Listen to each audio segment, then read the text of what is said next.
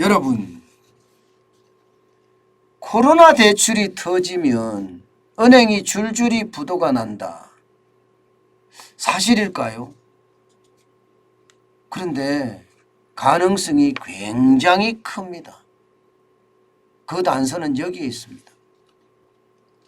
대손 충당금 적립률이 지금 1%밖에 되지 않습니다. 그러면 은행들이 돈을 얼마나 빌려줬느냐, 코로나 대출을 얼마나 했느냐, 여기에 따라 달라지겠죠. 자, 여러분 이거 한번 보세요. 당장 5대 시중은행만 따졌습니다. 만기 연장이 61조 29억 원입니다. 대손 충당금은 6,610억 원을 쌓아놨습니다. 1%예요. 1%. 그런데 자영업자나 영세기업이나 혹은 중소기업이 이렇게 1%만 망할까요? 6,600억 규모만 망할까요? 저는 이거를 봐야 된다고 생각을 해요. 이거를. 자, 이거를 한번 보세요. 2020년 기준 한국은행에서 조사한 겁니다. 이자 보상 배율이 100% 미만인 한계기업 비중이 40.9%입니다. 42만 625개예요. 42만. 그러니까 절반은 아니지만 10개 기업 중에 4개 기업은요, 벌어서 원금은 고스하고 이자도 못 낸다는 결론이 생깁니다. 이 지표만 가지고 보더라도 말입니다. 은행이 1% 가지고 이 만기 연장 61조 29억 원을 커버할 수 있을까요? 감당할 수 있을까요? 이거 감당하기 굉장히 어렵습니다. 굉장히 어려워요. 그래서 금융당국에도 말입니다.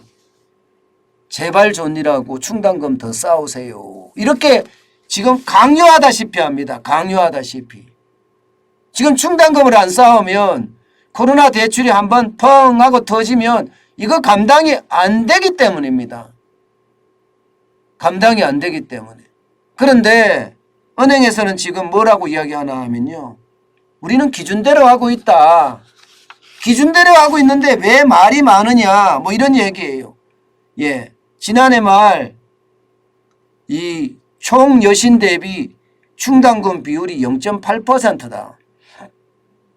이게 실제로 은행의 규정이다. 회계 규정이다. 회계 규정에 0.8%라고 되어 있는데 왜 말이 많으냐 하면서 1%면 충분하지 않느냐 이렇게들 이야기하고 있습니다.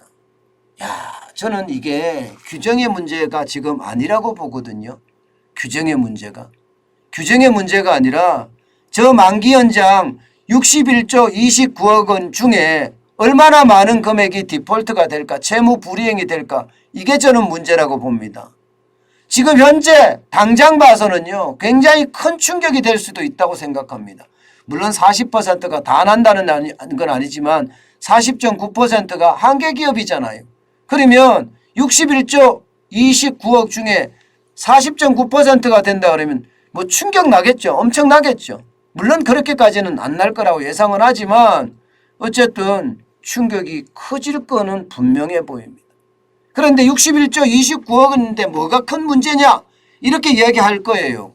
그런데 여러분 5대 시중은행이 가용할 수 있는 자금이 얼마나 될까요? 가용할 수 있는 자금이. 예를 들어서 1등은행이라고 이야기하는 KB국민은행. KB국민은행 자산 이러면요. 자산이 한 650조, 660조 됩니다. 그런데 부채가 한 600조 됩니다. 나머지 가용할 수 있는 돈은요. 부채라는 건 이제 빌려준 돈이죠. 대출해준 돈이죠. 가용할 수 있는 돈은요. 50조, 60조밖에 안 돼요. 50조, 60조. 그럼 이게 적은 돈이 아니란 뜻이에요.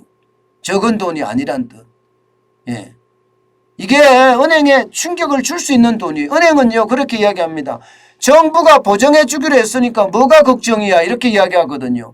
정부가 보정해 주기로 했으니까 많은 부분을 정부가 보정하는 걸로 돼 있다 이렇게 이야기한답니다. 그런데 여러분 나라 부채도 지금 장난 아니거든요.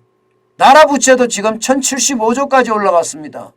자칫 잘못하면요 국가 신용 등급이 떨어질 수도 있습니다.